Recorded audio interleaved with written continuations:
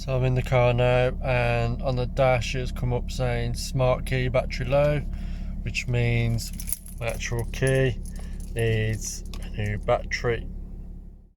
So to change a battery is pretty simple. You don't need no tools or nothing, literally your key and the batteries. The batteries that it takes is the 2032. I've gone for Duracell ones because you get apparently 50% extra. So first of all, push the spring in and pull out the key, and then the plastic trims around the edges, they just pull off. I'm going to order some more of these actually, because these ones are a bit worn and faded now, not the best. Keep getting knocked about in my pocket and stuff. And then this now, it's the top and the bottom, so you need to separate the two. The easiest way to do it is get the key, slot it back in the hole again, and simply just give it a turn, and it should just pop out. There we go. So that's separated them now. So carefully take these apart. And then you go, get your two sections. On this part you need to be careful because you can see it there, all the different bits sticking up. Last thing you want to do is bend any of them or damage them in any way. And the springs just come out now as well.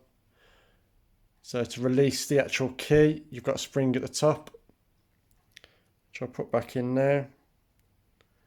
So push the spring back into place, hold it. There you go. Along here, you've got a stopper. So this dot here goes behind the stopper. So that is now back together.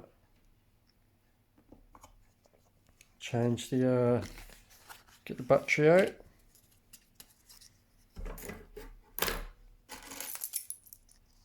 The battery, just the key will get it out fine. There we go, nice and easy. The battery, it's grid side up. I've stuck it back in again now. There we go, get that out.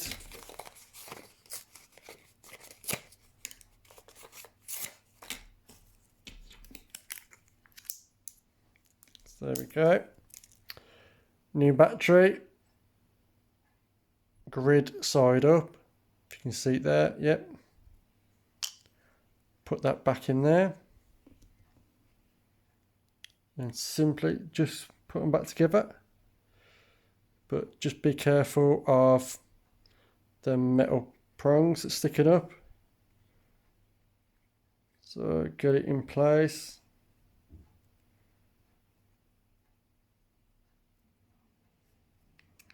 Oh, springs just come loose.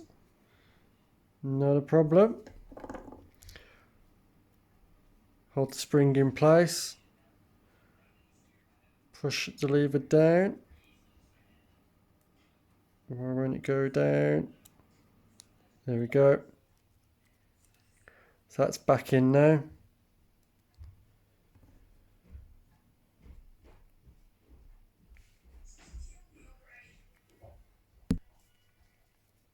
So that all lines back up, clicks back in, both sides.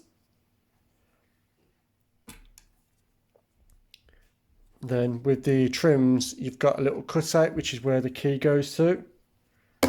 Make sure you put them on the right side.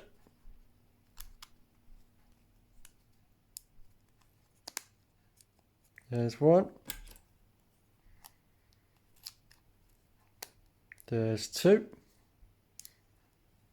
And then the key goes back in the end. There we go. Just make sure that I've got that back in properly. Yep. Perfect. So now let's go and check to see if this is working now.